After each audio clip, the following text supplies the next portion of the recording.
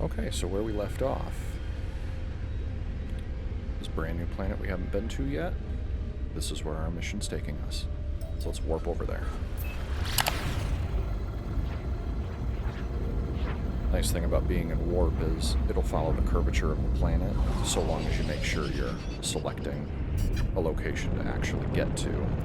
If you're just blind firing into the abyss, then it'll just keep taking you in a straight line. But as soon as you've got a spot you want to get to, it'll help navigate you there.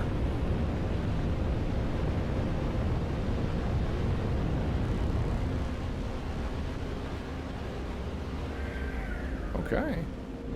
This is a pretty planet.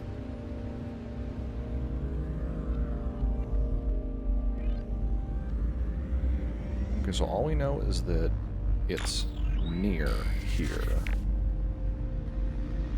So I might be able to take a quick look around to see. Say this is close by, so it might be this location right here.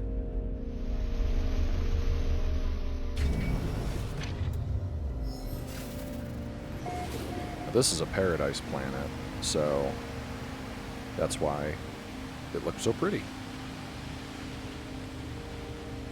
More importantly, though, I don't believe we're going to have any hazards on the planet. So you can see, like, down in the corner, it's not giving me the temperature, it's not giving me the radiation level. If I use my scanner, I can see the weather does say torrential heat. So maybe there is still some hazard, but only when the weather is active, as opposed to just all the time. And we landed close enough that this is the signal source, even though it was showing us over here is where it was. And so if I had to search for it, you can switch from analysis mode on your scanner to the target sweep mode. And so as you can see, it's showing me look this way, and then all of a sudden it's like, okay, you're looking in the right direction. If I was, see here, it's showing me you gotta keep turning left. But anyway. Let's see what we've got. The sparking wires of the machine generate a signal, tapping out its broadcast into the void. Whoever left the message is long gone. Let's decipher. Decoding. 16, 16, 16. Entry number 4925C. No fuel in. Failed to reach station. Hazard protection low. No choice but to underground. Deployed base computer. As well as a log entry, the signal contains plans for a base computer and a terrain manipulator. With any luck, the base computer will hold more information about whoever is leaving these messages. Okay, let's extract the plans. Okay, I now have the capacity to build a base computer, and I also have the capacity for a terrain manipulator. The terrain manipulator is one of the things that you really need if you want to start exploring, because, I mean, we've seen a ton of buried stuff up to this point, so the fact that we can now actually dig for stuff will be very helpful. Okay, terrain manipulator installed. Perfect. Now, as you can see, right here I've got my mining beam selected, and right here I've got the terrain manipulator selected. The terrain manipulator just straight up manipulates the terrain. I'm currently in mine mode, which means if I click on something, I break it. There's also create mode, where I can make the ground, so I could build stuff up if I wanted, like this. There's the flatten mode, which is you essentially select some x-axis height, like this, and then everything that you hit that isn't that height will be brought down to that height. So like right here, I'm selecting this, and I just cut a massive hole into this hillside. So now there's also restore. I guess fair warning if you're someone that suffers from seizures, because I don't know, this is like super flickery, but you can essentially restore the terrain as it was. It's not perfect, as you can see, because I've like got this little thing here, but I've essentially reflattened the ground the way it was before I started messing with it. So I can go back to mine mode and wipe that little bit out so it's not just floating. And now the ground is essentially the way that it was before I started doing anything. So now we can actually utilize this. Let's go over here. This is one of the deposits that we saw on the other planet. This one has it too. In this case, it's silver. Because I need that chromatic metal, I actually need copper. But unfortunately, I don't seem to see any deposits of copper nearby. Oh, wait, what's this? Nope. Paraffinium, silver. Okay, well, I need copper. So let's do a little bit of exploration, and maybe as we explore, we can find some copper. Let's see, what else do I have in the area? I've got more creatures, so I'm going to go ahead and start scanning them. I might not be getting the biggest bonus, but remember, if you scan all the life forms on a planet, which, wow, there's 14 on this one. I guess that's probably normal because it's a paradise planet. But I can get 3,500 nanites for this, and everything we did before, I've only gotten 500 so far, so this is huge. All I have to do is be diligent, scan stuff. I mean, like this, I don't even have to really see it. I just have to see that there's... Oh, that was a plant. There we go. Now I can see the guy. Got him. And let's get this guy. Got him. There is a little bit of a glitch. You see I got 1,600 units for scanning one, and then it shows 1,600 again. If you scan stuff too quickly, like back to back to back, it won't actually update the units. It doesn't, I don't believe it gives you the units that it says. It instead gives you the units you were supposed to get, and it's not showing you. But I don't know that for a fact. Okay, this was a good spot to land, because I got a bunch of the life forms, like, right off the bat. Is it you? Yeah. Okay, so that's 8 of the 14.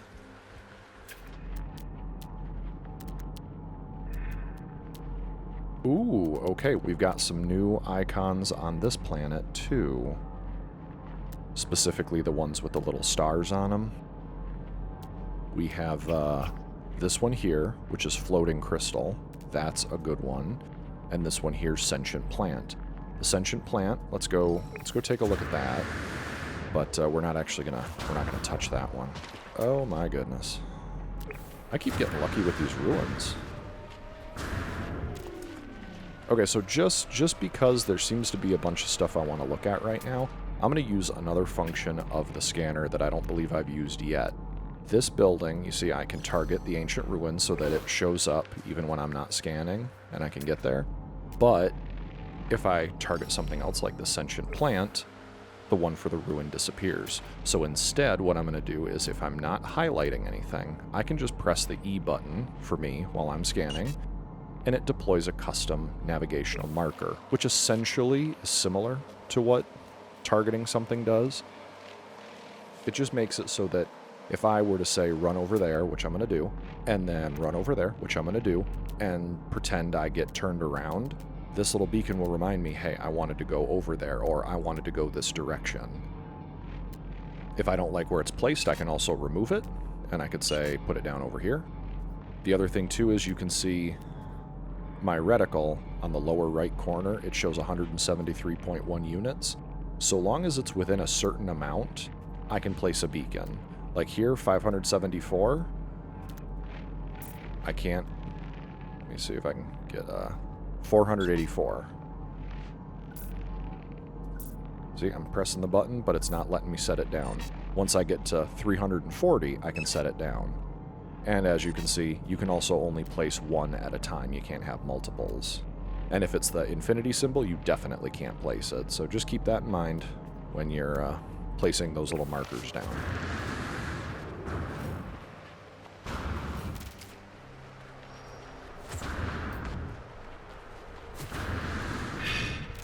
Okay, so here we are at the sentient plants. Now, normally you'd activate this, you'd open it up, and you'd get something out of it. However, Sentinels on this planet apparently require orthodoxy.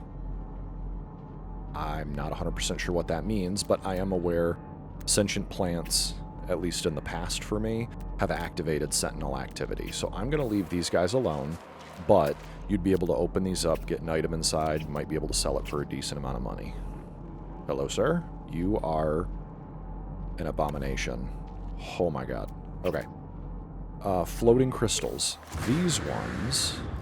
I love these ones. I really hope I can get to that one. It looks like it's underground. Oh, here we are. Floating crystals.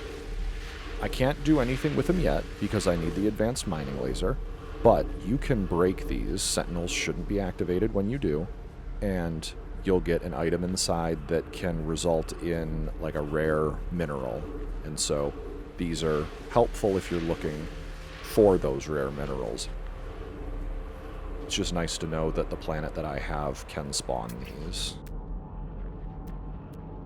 Let's see. We also have the knowledge stones again.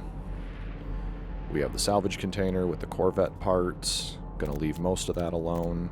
What I'm really wanting to see is that copper deposit, which I was hoping... Does this planet have copper deposits? Let me double check that. If I go into my menu... Yeah, it says I should be able to find silver, paraffinium, and copper, but I will be... I must be blind or incredibly unlucky because all I'm seeing is silver and paraffinium. Let's see here. No. Yeah, huh. Okay. Well, let's go check out this ancient ruin. Oops. Hope I didn't hit you, little guy. Okay, I am done with this beacon, so I can hit E and remove it. Let's grab knowledge stones. Each time you find one of these ruins, or ancient ruins, you should find, I believe, somewhere in the range of 2 to 3 knowledge stones. You just gotta keep your eye out for them. They can blend in with the structure a little bit like this. Oops. Journey milestone. I learned 10 words.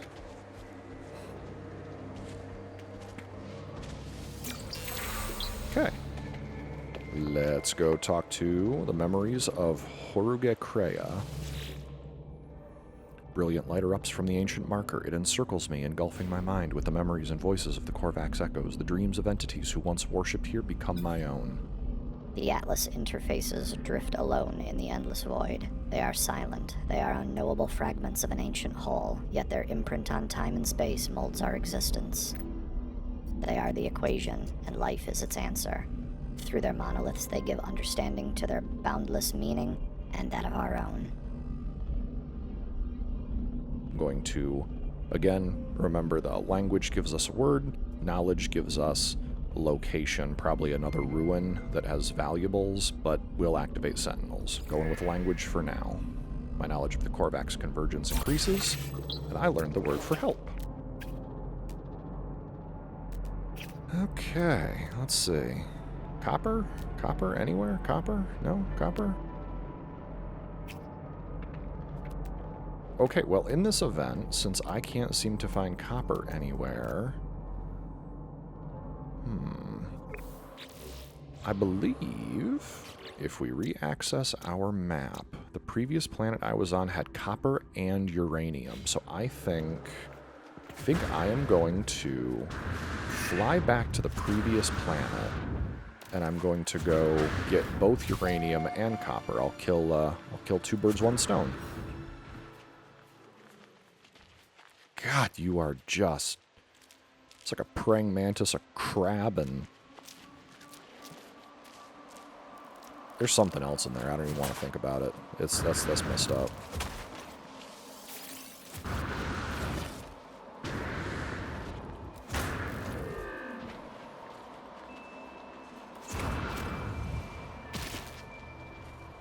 Oh, also, we can show with the terrain manipulator, we can show that now...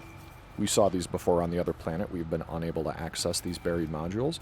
With the terrain manipulator, you can just blast a hole straight down, and you can access it. Now, these buried tech modules are actually really important because, as you can see, I just got a couple of salvage data from that. This is almost like a fifth kind of currency, just like how the navigation data is a fourth, this is a fifth. We use navigation data to trade for star charts. The salvage data are spent at construction research units used to research new construction blueprints, which, because we have that base module, I'll be showing you what that looks like here in a little bit. If you're like me, you've gone to a new planet, you know you need to go to a different planet, but rather than sit here and scan all the planets or try and remember what planet you need to go to, you can go back to this menu, look at all the planets that you've been to, you haven't been to.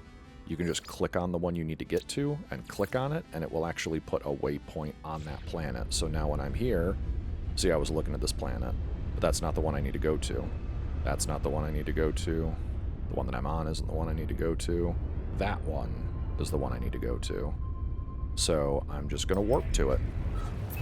Now actually, this brings up another really good thing, is we had this distress beacon on the planet. So as you can see, when I highlight a planet, it's just showing me marked planet right now. It's highlighting this waypoint.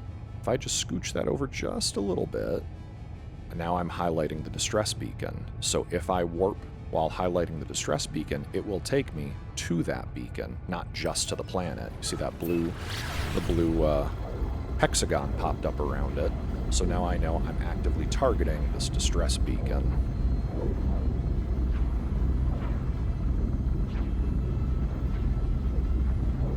It's also good that I'm going back to this planet because I forgot to scan one of the fauna. If we go back here, remember this? We needed another one in the cave. It was uncommon in the underground, and we never really found a cave entrance. We're gonna do 4 things while we're here. We need to get copper, we need to get uranium, we need to address this distress beacon, and we need to find that last fauna. Ooh, look at this. Distress beacons are nice, primarily because they give us the chance of locating a derelict ship.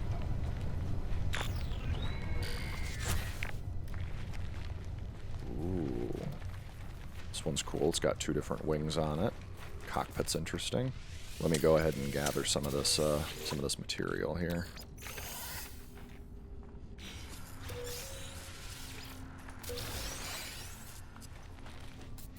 Damaged machinery. Weird, the door was already open on this one.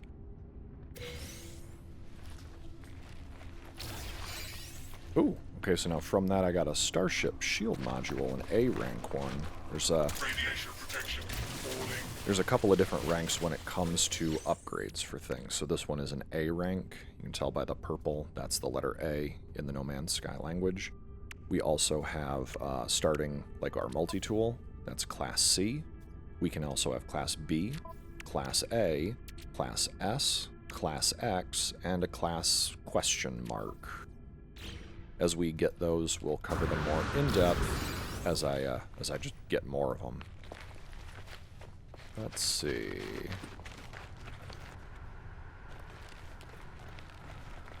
So now what I can do is I can actually climb inside this ship. Or actually, first I'm just looking at the ship. I like the color scheme, black and red. That's really cool. And now what this is showing me is this shows me B. This is a B-class ship. So it shows me what rank of ship this is. Gives me some details about it. This stuff can change depending on what sort of upgrades have been installed.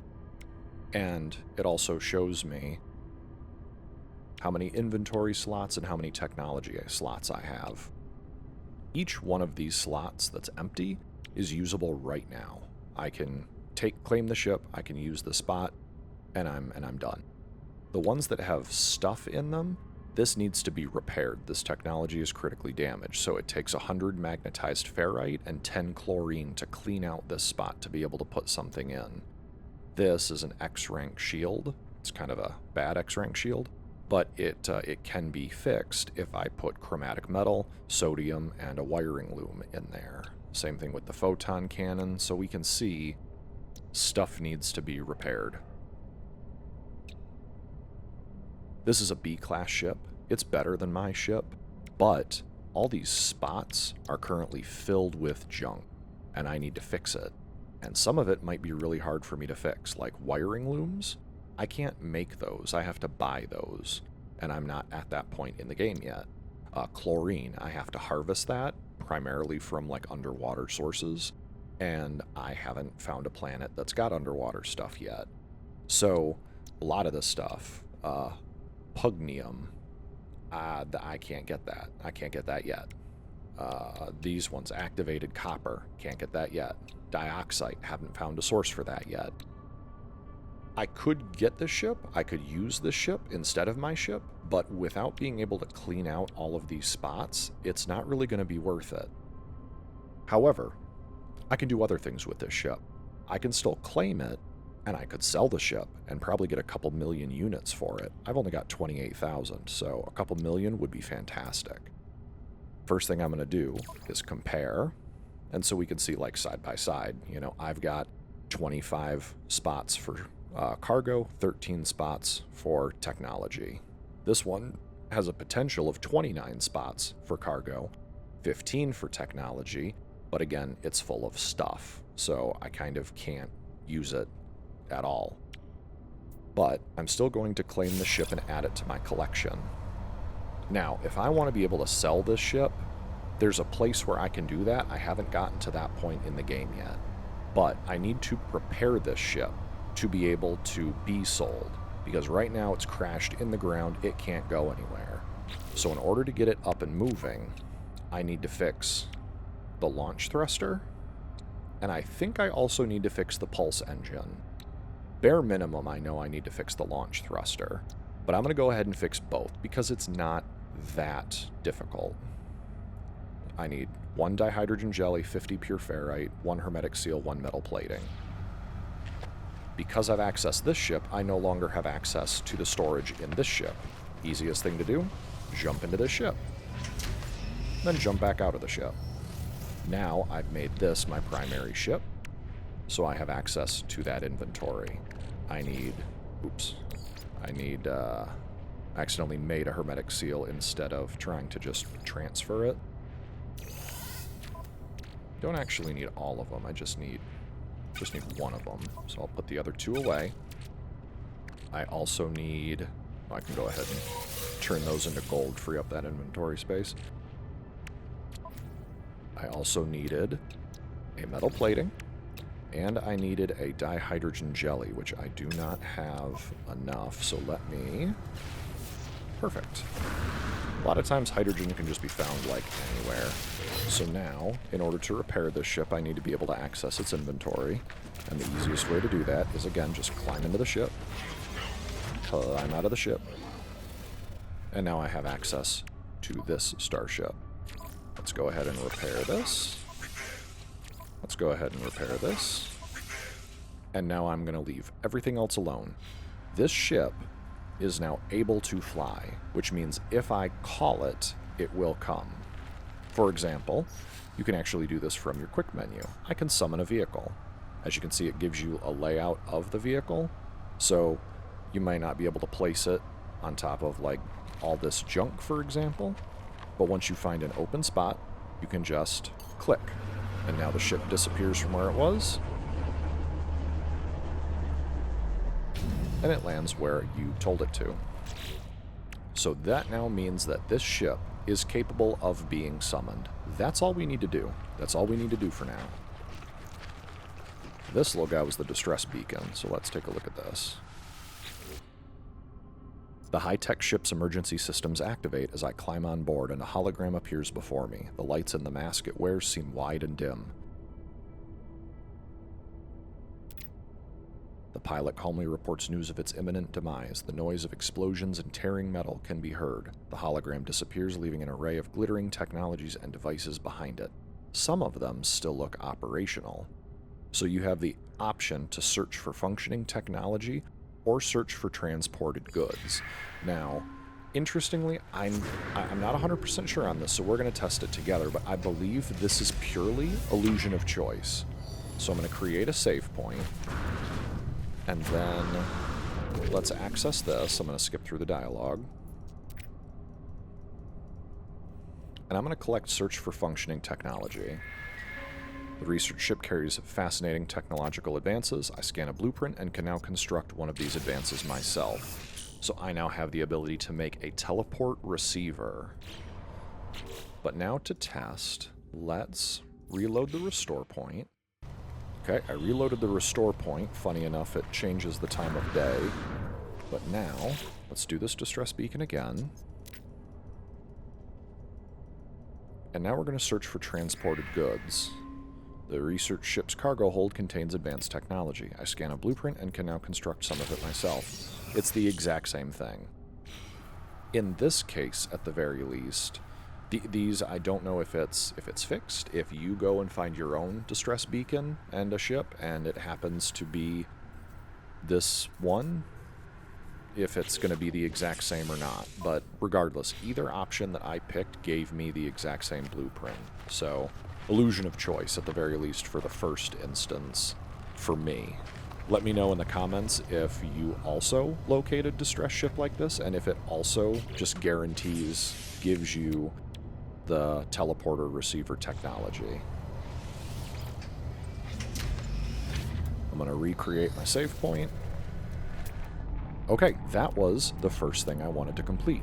The next thing was I need uranium and copper. And I've got copper right over here. Perfect. I'll just leave my ship where it is. Ooh, big flowers. Okay. Now, we talked briefly... Oops, hold on. Milestone achieved. Hooray! We've talked briefly about the terrain manipulator, but one thing that I didn't mention is you can change the size of the beam. And I think this holds true for most of the different things. For create, you can change it a bunch. For flatten, it does not seem like you can change it at all.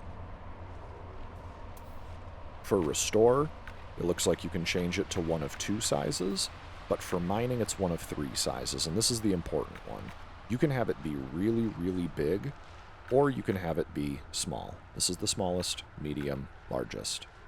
If you use this to mine the resource deposit, you have to use manipulator mode mining. If you use the biggest size, you will destroy the node the fastest, but you'll also get the fewest resources out of it.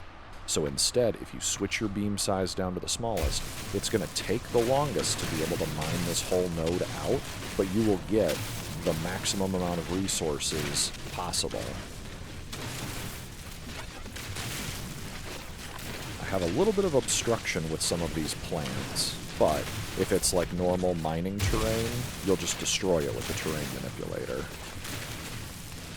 One of the things I like to do is I like to try and carve out the entire perimeter first, just so that I know kind of like what I'm dealing with. And then after that, I'll flatten everything out and dig it all the way down to the bottom.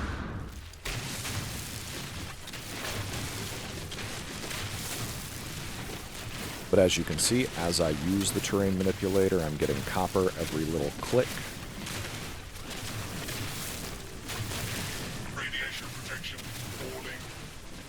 And if you're not hitting the actual terrain, but or the actual resource, but instead you're hitting the terrain like this, where I'm on the edges, you'll see not only do I get copper, I also get silicate powder.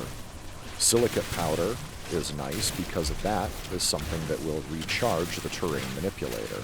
I believe ferrite dust can also be used, but since that's sort of a more valuable material to have, I try and only use ferrite dust once I've got an excess amount of it. Usually the silicate is more than enough. And the cost for recharge is the same for either one of them. If we look, ferrite dust is 97, silicate is also 97. Now, again, it's going to take me a couple more minutes easily to be able to cut through all of this, and since I actually need some of this stuff, what I'm going to do is I am going to put down the portable refiner. I'll stick it right up here, and I'm actually going to put some of the copper that we need into it. Let's see, where's my copper? Here we go. Let's do, yeah, let's just do 220 of it. So I will convert this over into the chromatic metal that we need. It'll be 39 seconds to do that, so while that's happening, I can take the time and get more copper. Okay, now as you can see, I've cut away most of the copper, but there's still little deposits, which if I highlight with my scanner, I can see that there's still a little bit more to get. So keep your eyes peeled in case you leave little scraps behind, it'll show up, and you can still mine it away. Like this right here. This right here is just like a little bit, but I can hit it and get a copper from it. Once you've gotten all of it, or as much of it as you need. See, this one is blended in right here. It's difficult to see because of the color of the earth around it, and because it's nighttime. So it can be hard to see some of this. You might have to rely a little bit on your scanner to tell you, hey, there's a little bit more over here. Otherwise, you can just look around and see. I cleaned this one out pretty good, I think. Okay, we got the chromatic metal we needed. Go ahead and pick this up. Okay, that was the second thing that we needed. We took care of the derelict ship. We went ahead and got the chromatic metal we needed. Now I also wanted two more things. I wanted to see if we could find a cave system to be able to find that last fauna that we needed. And I'm also looking for uranium. Let me see. Oh, this one's closer. This one's half the distance, so let's go to that one.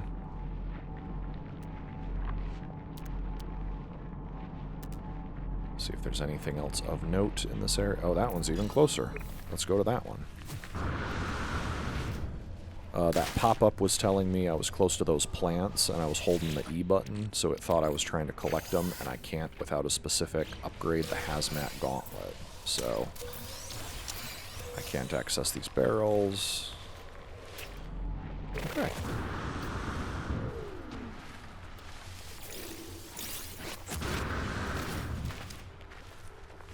Okay, so now again, doing the same thing. This time I'm going to get myself some uranium for the starship fuel.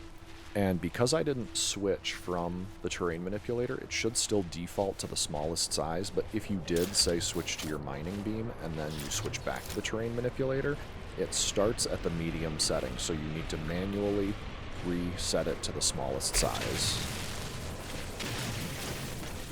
That rock keeps phasing in and out of existence. It's like I must be at the perfect distance. Now again, the reason that I want uranium is primarily because it can be used as starship fuel, and it skips the step of having to actually craft a fuel. Because if we go into the inventory here, I can craft ship launch fuel with dihydrogen and metal plating, or if I need to be able to recharge it, I'm too far away, but you can see it says right there, charge it with either the launch fuel or just uranium, just straight uranium. So having this on hand is incredibly convenient.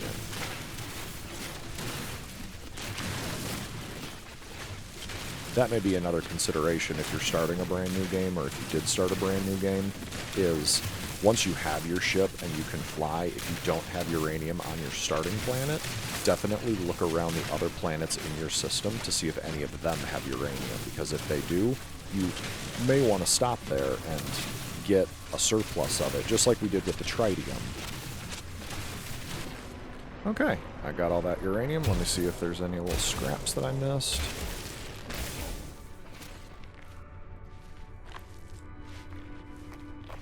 Is this right here one? No, maybe not.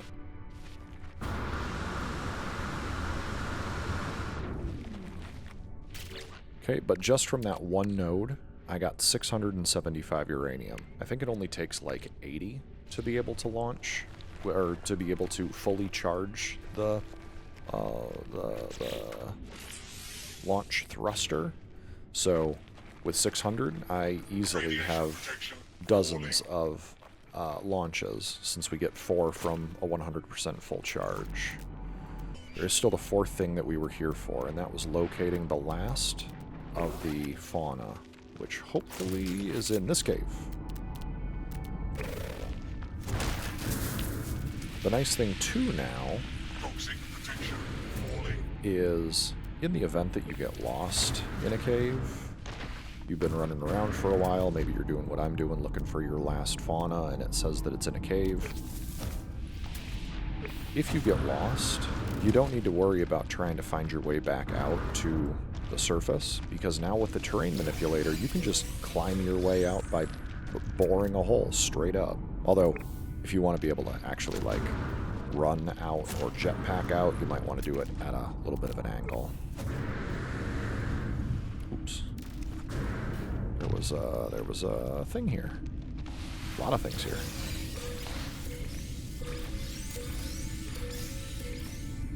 Okay. All I'm looking for is the little red dot to indicate something I haven't scanned. Nice tree.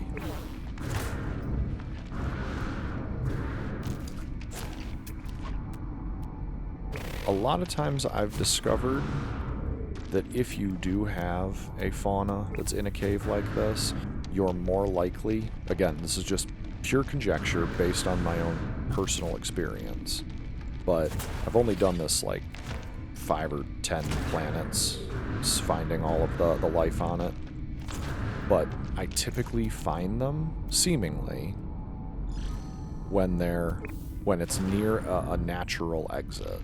So if you can find like a way out of your cave, I think you're more likely to locate them near the mouth of that cave. This is a very good cave structure, but I'm not seeing any... And when I say open, I don't mean like this. I mean somewhere where they'd be able to access getting in and out of the cave. Okay, but we did not find them, but I'm going to mine my way out of here.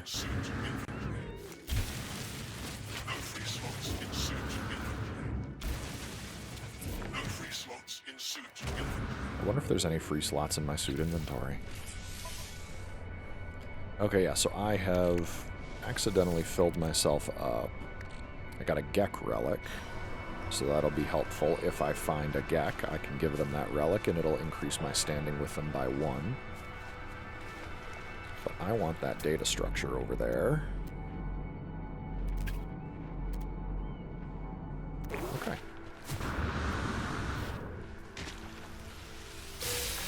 Oh, I got another exosuit upgrade chart.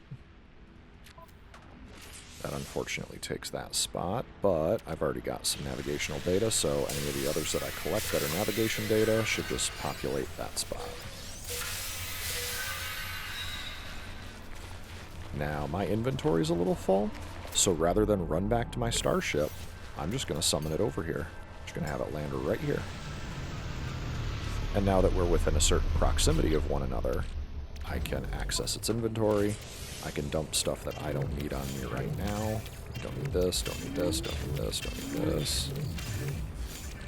Oh wow, I got 3. So now I've got 4 of these total. Wow, that's nice.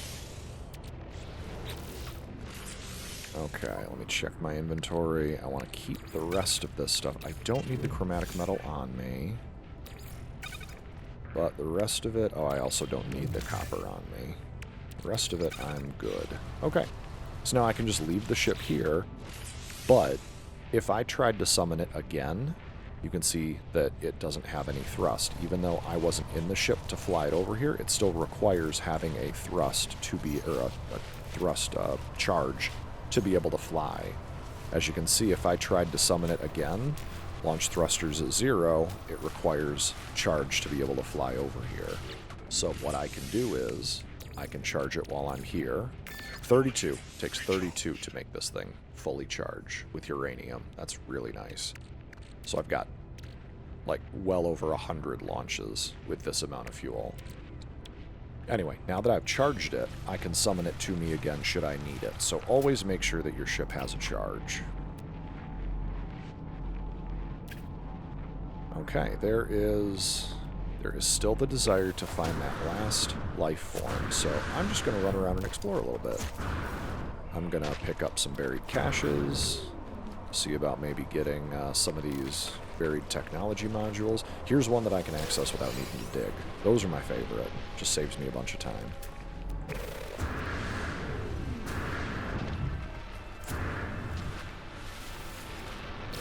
what I get. Oh, that is really nice. So what I just picked up from that buried cache is a multi-tool expansion slot. You need these in order to expand, add an extra slot to your multi-tool. You can do these at a point in the game that we'll get to later, but it costs money every time you want to upgrade one of these slots. If you have this instead, this just gets destroyed and you get a slot for free. So finding that is kind of awesome. Let's see, that's a mutant plant. I don't care about those. Oops. Let's go grab that knowledge stone.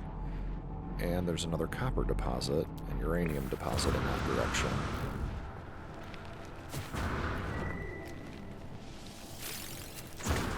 Copper is the primary metal you'll use to get chromatic metal, so having a lot of that is nice.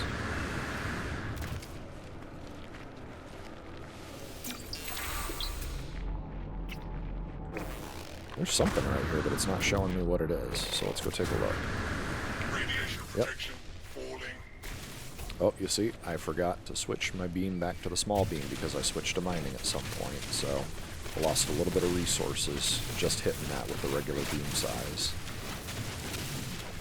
There are some instances that you may want to use the regular or the large beam size in order to clean out one of these deposits. For example, if it's on like a sheer cliff face, those can be really difficult to mine manually with the small laser beam, just because your footing is unstable.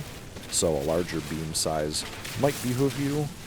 Even though you'll get less resources, you'll still be able to mine it out at the very least. Let's see. Oh, I got an unknown building. Sac Venom. Okay, so that's a 3-star. I don't believe we've seen that one yet. Sac Venom is almost like the sentient plant, where it's going to alert... Hello, sir. It's going to alert sentinels if we disturb it. It also doesn't help that in order to disturb it, we need hazmat gloves, just like that plant we were accessing earlier. This is new. Oh my. I believe we have just acquired Contraband. Yep, suspicious-looking parcel acquired via unusual transaction. The seller indicated it contains some sort of technology, so let's go ahead and open it up. We got a superconducting fiber worth 50,000 units used for trading. That's nice. Glad I stopped. It didn't show up on the scanner, but clearly it looks bizarre.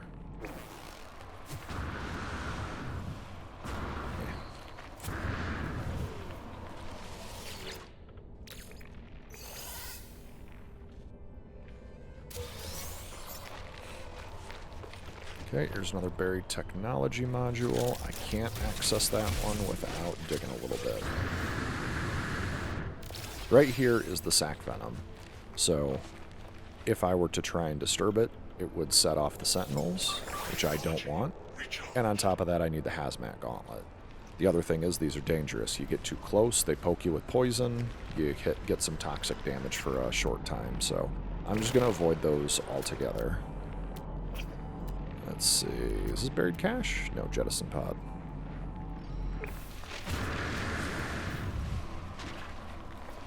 That looks like uranium, even though it's not showing up on my scanner.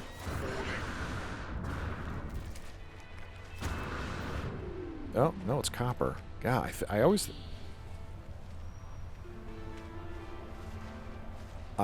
think that green is radioactive, therefore uranium, but in this one, uranium is more yellowy in color, so I have no idea what that is. It's some kind of tower, couple of buildings. Okay, let's go check that out. I can come back up here for the copper.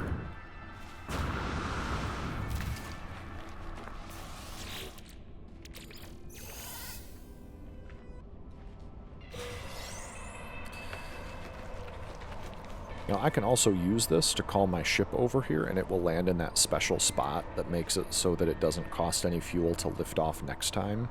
Or you can summon your ship, but I don't think, even if you put it real close, I don't think it'll count as being in the spot. Maybe. It seems to, like, lock in place right here. So maybe it would count, but ultimately I don't need my ship right here, so I'll just disregard that. I'll go ahead and get a navigation data, but it does cost a navigation data in order to fly your ship over to one of these nodes, so you could always, if you wanted to, just hit the save point and use that navigation data you receive to summon your ship. I believe your ship also needs to have a charge to be able to take off to get here, so you still have to make sure that your ship has a charge to it. Did I already access this? It's not letting me.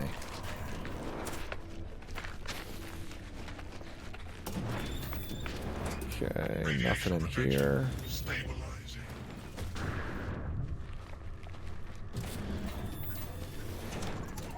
Okay, I get some nanites. And that's it. Nothing else in this building. Ooh, a cave. Maybe I'll be able to find the creature I'm looking for in the cave. But first, what in the world am I looking at? Oh, that's cool. This is, like, highly advanced for some of the stuff I've been seeing. Like, even for starships, this looks... I mean, you've got hovering ladders.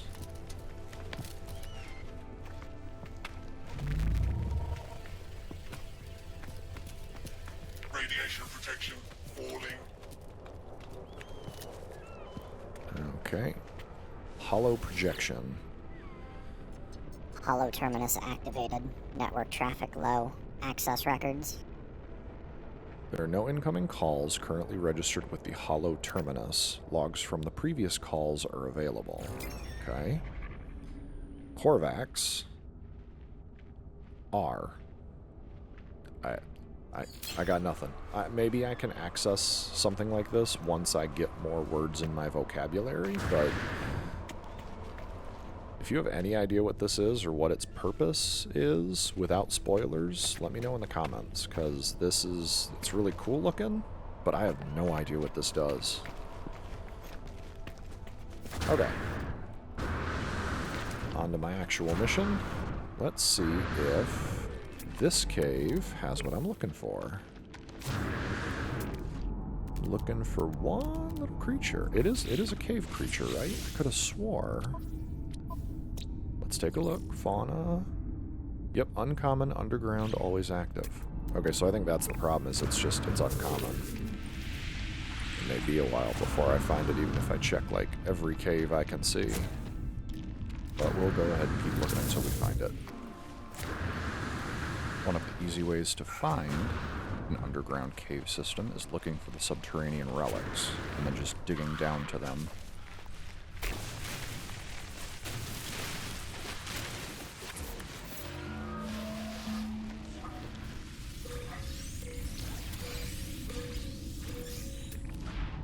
See if it's in here. Ton of subterranean relics, but not seeing any creature.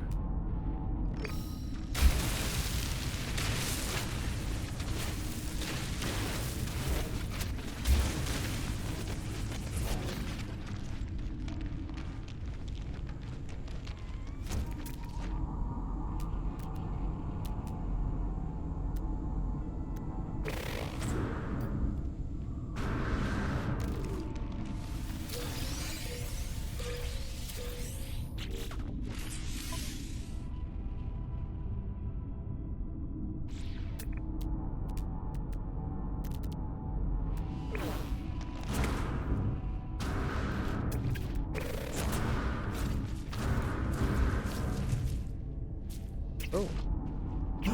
Here it is. Found it. It's the mineral.